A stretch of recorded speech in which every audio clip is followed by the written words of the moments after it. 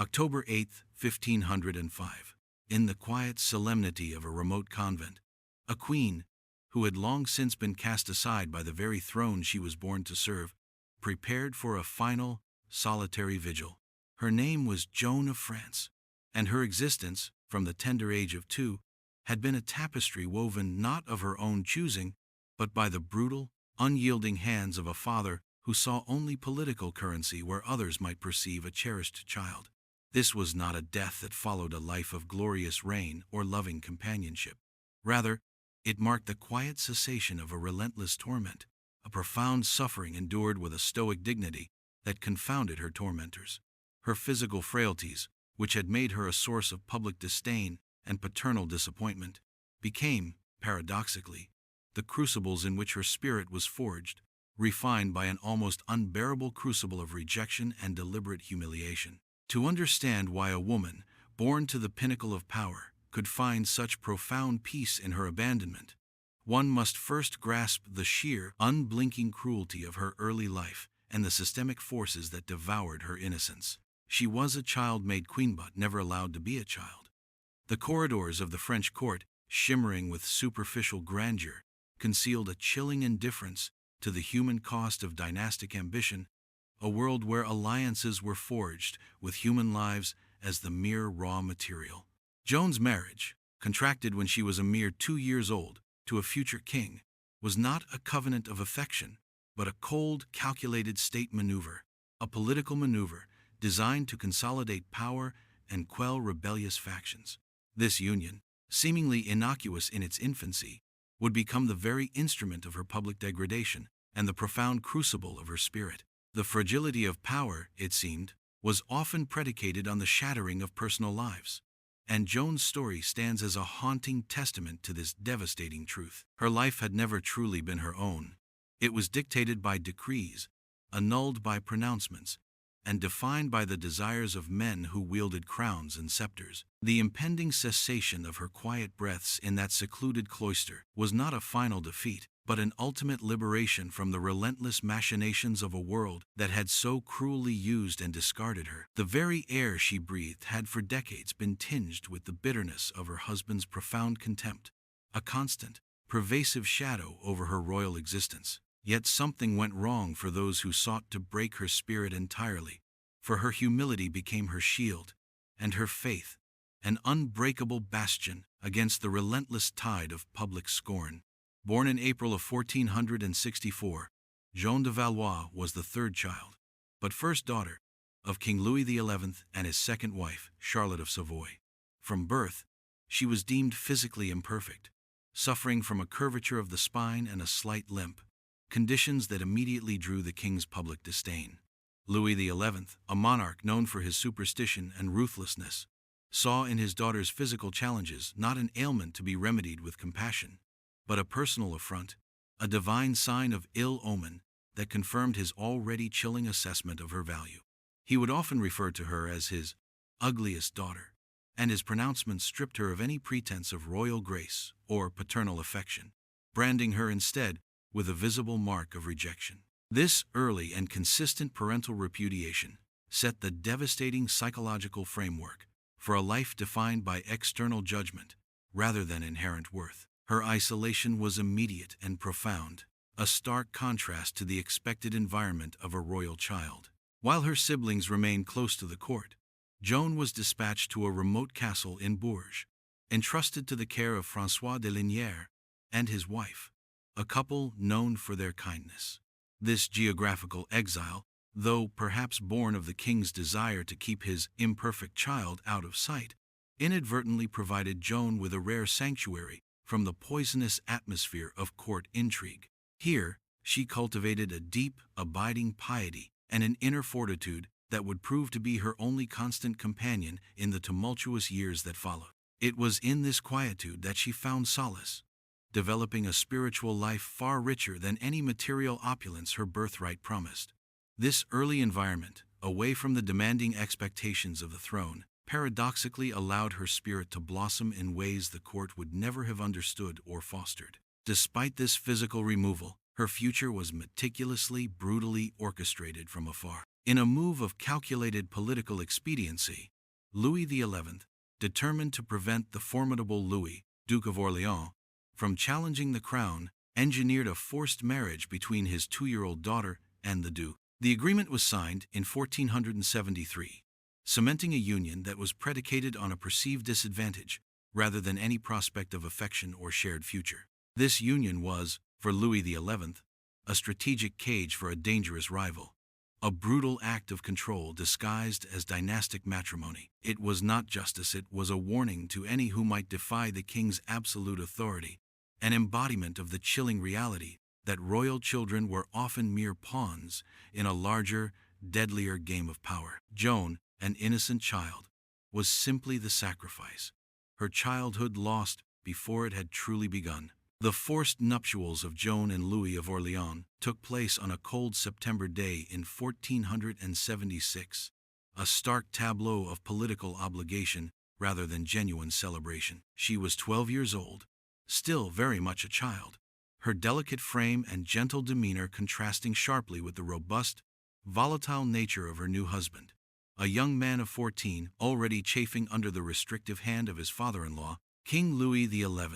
From the very outset, this union was tainted by bitterness and resentment, not on Joan's part, but vehemently, from Louis of Orleans. He had desired a marriage to a more prestigious, powerful princess, one who could bring significant dowry and alliances, and he viewed Joan, with her physical infirmities and her father's manipulative intent, as nothing more than a humiliating imposition, a political prison, designed to curb his influence and inheritance. His contempt for her was thinly veiled, and often not veiled at all. Louis made no secret of his disdain for Joan's physical appearance, loudly lamenting her perceived deformities and expressing his revulsion at the forced consummation of a marriage he desperately wished to escape. Such public pronouncements, delivered with casual cruelty, inflicted profound emotional wounds on Joan, who had already endured years of her own father's similar condemnations. Her nascent hope for acceptance, for a measure of warmth in a life consistently devoid of it, was systematically crushed by her husband's persistent rejection. This was not the sanctity of marriage. It was a daily torment, a constant psychological siege against a young woman whose only crime was her birth and her father's calculated ruthlessness. The institution, meant to foster companionship, had become a scaffold for her burgeoning spirit. Despite his aversion, Louis of Orleans was powerless to annul the marriage while Louis XI lived. Bound by the king's iron will and political leverage, he endured the union, but his animosity festered, becoming a pervasive and destructive force within their shared existence. Their residence, the Château of Blois, became a gilded cage for Joan, where she lived under the shadow of her husband's cold indifference and open disdain. She maintained a quiet, devout existence, withdrawing into prayer and acts of charity, finding solace in spiritual devotion where earthly love and acceptance were brutally withheld. This was not an anomaly, it was a reflection of a society where women, especially those of royal birth, were treated as commodities, their personal happiness and well-being secondary, if considered at all, to the relentless pursuit of power and dynastic continuity. Her life had never truly been her own. Life at court for Joan was a perpetual exercise in isolation, a cruel paradox where she, as a royal princess and duchess, was surrounded by people yet utterly alone. The sumptuous halls of the royal palaces, designed for grand spectacles and political maneuvering, offered her no refuge from the cold shoulder of her husband, Louis of Orleans. He largely ignored her, dedicating his attention and affections elsewhere, and this blatant disregard was mirrored, often amplified, by the courtiers who quickly learned to follow the lead of the heir apparent. Joan found herself perpetually on the periphery, a silent, almost invisible figure within a society obsessed with outward appearances, superficial charm, and the relentless pursuit of influence. The glittering court, in its opulent cruelty, cast her aside as an inconvenient, unappealing presence, a stark reminder of the king's arbitrary will. In the midst of this relentless social rejection, Joan retreated deeper into her already profound spirituality. While the court engaged in lavish feasts, extravagant hunts, and cynical intrigues, Joan dedicated her time to prayer, reading sacred texts, and quiet acts of charity. She developed a profound empathy for the poor and suffering, perhaps recognizing in their plight a different kind of abandonment that resonated deeply with her own internal desolation. Her acts of piety were not a performance for public admiration. They were a genuine seeking of solace and purpose in a world that offered her neither. She transformed her personal suffering into a conduit for compassion, finding a different kind of sovereignty in her service to others. A kingdom, not of earthly power, but of spiritual grace. Her inner life became her fortress, impenetrable to the slings and arrows of courtly scorn. Her royal status, typically a guarantor of respect and privilege, became instead a peculiar form of imprisonment. She possessed the trappings of royalty: fine clothes, attendants, a grand residence, yet these were merely outward signs that masked a profound inner void, a deprivation of love and acceptance that no amount of material wealth could fill. The system meant to protect them had become their executioner. In her case, an executioner of spirit, systematically dismantling her self-worth and emotional well-being. She was a child made queen but never allowed to be a child, or even a woman respected for her character.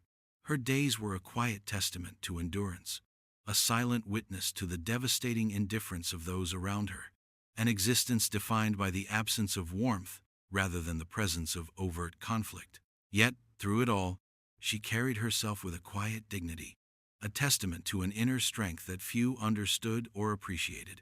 The political landscape of France shifted dramatically and unexpectedly in April of 1498, altering the trajectory of Joan's already fraught existence with devastating finality. King Charles VIII, her brother-in-law, died suddenly from striking his head on a door lintel at the Château d'Amboise, a mundane accident that nevertheless carried monumental consequences for the realm. With no direct heir, the crown passed to the next in line, and that successor was none other than Joan's long-suffering, resentful husband, Louis of Orleans, who now ascended to the throne as Louis XII. This abrupt change in fortune transformed a disgruntled duke into a powerful monarch, and with that immense power, Louis saw an immediate opportunity to rectify what he perceived as the greatest injustice of his life: his forced marriage to Joan.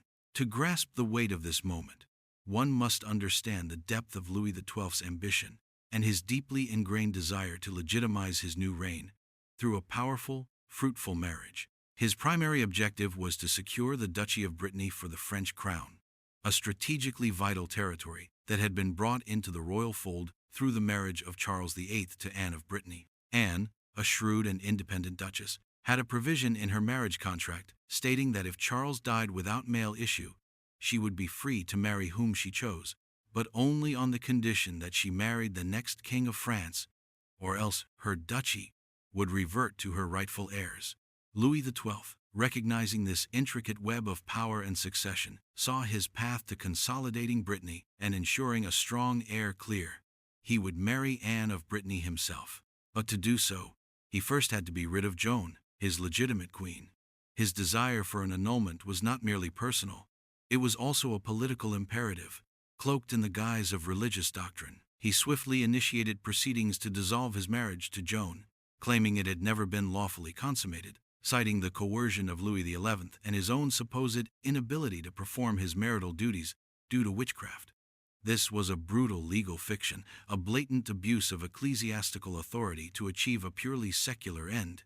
The system meant to protect them had become their executioner, twisting the sacred bonds of marriage into a weapon against the innocent. Louis XII, now the supreme temporal authority, wielded his power with cold indifference, demonstrating the terrifying fragility of individual rights when confronted by the unyielding will of a sovereign seeking to solidify his reign. The annulment proceedings, initiated by Louis XII in the autumn of 1498, devolved rapidly into a grotesque public spectacle, an ecclesiastical trial designed not to ascertain truth, but to sanction a monarch's will. The charges brought against Joan were both spurious and deeply humiliating, focusing primarily on the claim of non-consummation of the marriage.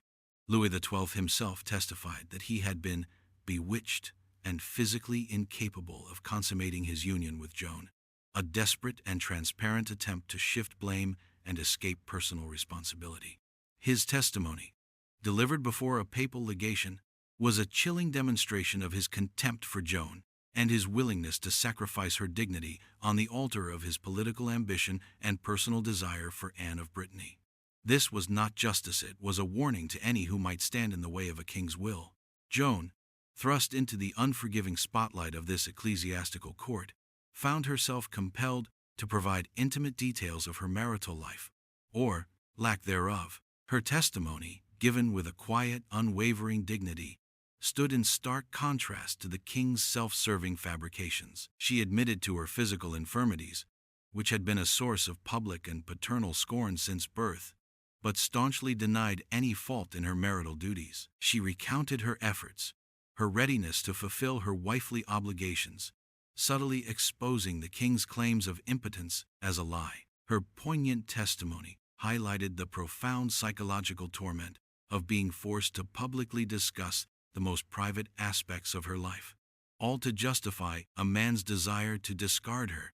The brutality of this process was devastating, a systematic dismantling of her personal space and reputation, orchestrated by the very individuals sworn to uphold justice.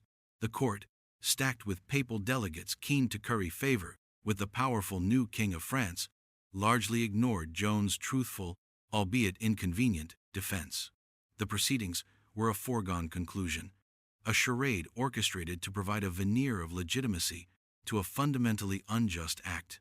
The legal system, ostensibly founded on principles of fairness and divine law, had become a pliable instrument of royal power, its sacred tenets bent and twisted to accommodate the king's agenda. This public humiliation, culminating in the annulment decree on December 17, 1498, effectively erased Joan's status as queen and stripped her of her royal title, consigning her to a forced obscurity.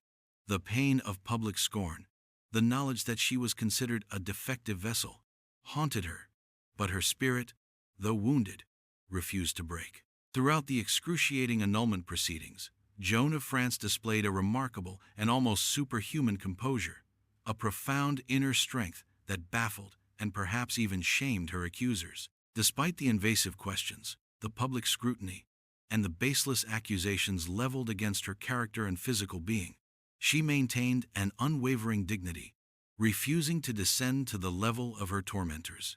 Her answers were always truthful, delivered with a quiet clarity that lent immense credibility to her testimony, even as the court chose to disregard it.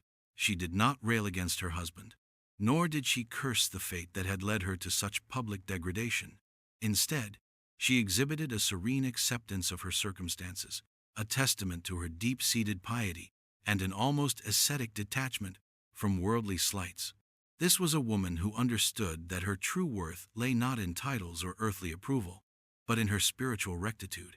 Her refusal to be broken, to allow the orchestrated humiliation to diminish her spirit, stood as a silent, powerful rebuke to the king and his compliant court. Where they sought to expose her weaknesses, she revealed an inner resilience, a quiet fortitude that rendered their efforts impotent. She was a child made queen but never allowed to be a child, nor allowed the comfort of a conventional life. Yet in this crucible of abandonment, she forged an unbreakable will. The moral inversion of the situation was profound. It was not Joan who was found wanting, but the system that judged her, exposing its inherent corruption and the chilling ease with which justice could be perverted by the powerful. Her humility became a shield, deflecting the arrows of public scorn, and her serene acceptance, a potent counter-narrative to the calculated cruelty of her oppressors. The sheer brutality of her public shaming, orchestrated by a man who had sworn vows of fidelity, was designed to utterly annihilate her spirit and reduce her to nothing. Yet Joan, through her unwavering faith and her extraordinary capacity for forgiveness, transformed this intended destruction into a crucible of spiritual growth. She knew her standing before God was far more significant than any earthly verdict. Her dignified silence, punctuated by truthful, albeit painful admissions, became a powerful witness to the profound injustice of her situation. It was not justice, it was a warning to others that the powerful would not hesitate to trample the vulnerable to secure their desires. Her enduring legacy would not be one of a queen spurned, but of a saintly figure whose quiet resilience shone brighter than the temporary brilliance of the crown she lost. Following the humiliating annulment, Joan of France was officially banished from the royal court, stripped of her title as queen, yet not entirely left destitute. In a gesture perhaps intended to soften the blow, or more likely, to avoid any perception of complete heartlessness, Louis XII bestowed upon her the Duchy of Berry. This region, strategically located in the heart of France, became her new, albeit enforced, domain. For many, this might have been viewed as a form of exile, a diminished existence after the dazzling, if brutal, opulence of the court. Yet for Joan, who had endured a lifetime of being a pawn in political games, this removal was a profound liberation. It offered her a chance to finally live a life dictated by her own spiritual imperatives, rather than the fickle, often cruel, demands of royal protocol. To understand why this banishment was not a defeat, but a profound transformation, one must recognize Joan's lifelong yearning for a life of purpose beyond mere dynastic obligation. In Bourges, the capital of her new duchy, she embraced her newfound autonomy with an almost zealous devotion. She established her own court, characterized by a quiet piety and genuine concern for the welfare of her subjects, a stark contrast to the self-serving extravagance she had witnessed in Paris. Her daily life was structured around prayer, study, and tireless charitable works, dedicating her resources and energy to the poor, the sick, and the marginalized. Her acts of kindness were not for show. They stemmed from a deep well of empathy, forged in the crucible of her own profound suffering and relentless rejection. She became a true sovereign, ruling not by force, but by quiet compassion. It was in Bourges that Joan undertook her most enduring spiritual legacy, the foundation of a new contemplative order for women, the Order of the Annunciation of the Blessed Virgin Mary, often known simply as the Annunciades. Founded in 1502, just 3 years before her death, this order was dedicated to imitating the virtues of the Virgin Mary, particularly her humility and obedience. This act of creation, born out of a life marked by such destruction and systemic cruelty, was a powerful testament to her unwavering faith and her indomitable spirit. The system meant to protect them had become their executioner, but Joan, in her abandonment, had forged a new path, creating a sanctuary where spiritual peace could flourish, untouched by worldly machinations. Her life, once dictated by others, now became a beacon of spiritual autonomy and profound purpose. Joan of France spent the remaining years of her life in Bourges, governing her duchy with wisdom and benevolence, and nurturing her nascent religious order. Her health, always fragile, continued to decline, but her spiritual resolve remained robust. She died peacefully on February 4, 1505, at the age of 40. Her passing, unlike the dramatic political events that had defined her early life, was a quiet affair, marked by the sincere mourning of those she had served and inspired within her duchy. Her legacy, however, was far from quiet. Almost immediately after her death, reports of miracles attributed to her intercession began to circulate, leading to a growing veneration among the populace. This popular devotion culminated in her beatification in 1678 and her eventual canonization as a saint by the Catholic Church in 1950. Her sainthood is a profound, albeit delayed, vindication of a life that was systematically brutalized by power and societal expectation. Her story compels us to confront uncomfortable truths about the nature of authority and the profound vulnerability of individual innocence in the face of unyielding systemic cruelty. She was a child made queen but never allowed to be a child, forced into a marriage that was a political trap, then publicly humiliated and discarded when she no longer served a purpose. The court, the church, and the powerful men who wielded crowns and croziers were complicit in her suffering, demonstrating a collective failure to protect the defenseless. Her experience reveals how easily institutions meant to uphold justice and order can be twisted into instruments of personal gain and devastating oppression, particularly against those deemed inconvenient or undesirable. This was not an anomaly. It was a reflection of an era where royal children were instruments, not individuals, and where the pursuit of dynastic power often overshadowed any semblance of human compassion. Joan's suffering serves as a haunting reminder of the moral inversion that often accompanies absolute power, where justice is sacrificed for expediency, and the vulnerable are systematically devoured.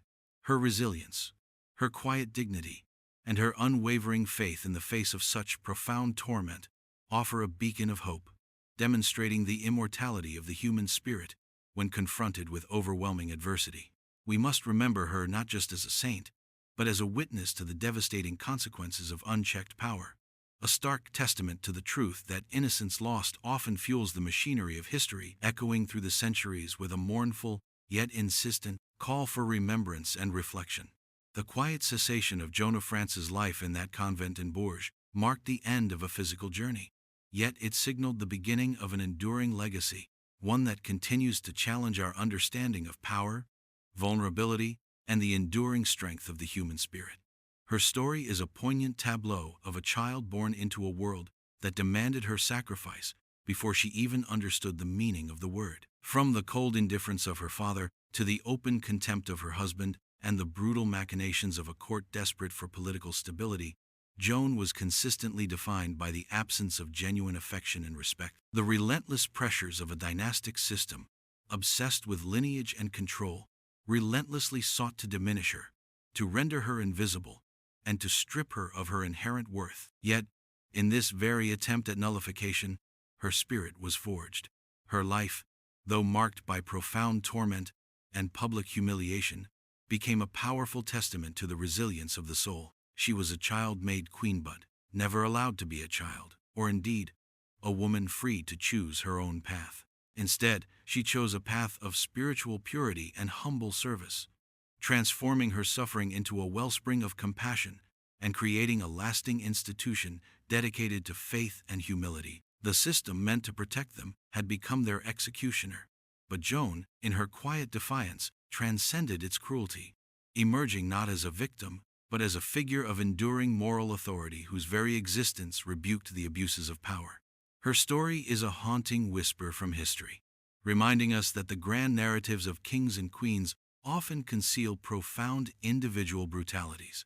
It asks us to look beyond the pomp and circumstance to the human cost of political ambition, to witness the devastating impact of a society that prioritizes power over empathy. Joan of France's life is a mournful insight into the fragility of innocence and the enduring capacity for both human cruelty and quiet, unyielding grace. Her immortality lies not in the crowns she briefly held or the titles she lost, but in the powerful, empathetic echo of a life defined by extraordinary suffering, transformed into a beacon of spiritual strength. We are left not with closure, but with a sobering reflection on the moral responsibilities that accompany power and the profound, enduring sacrifice of those who become its pawns.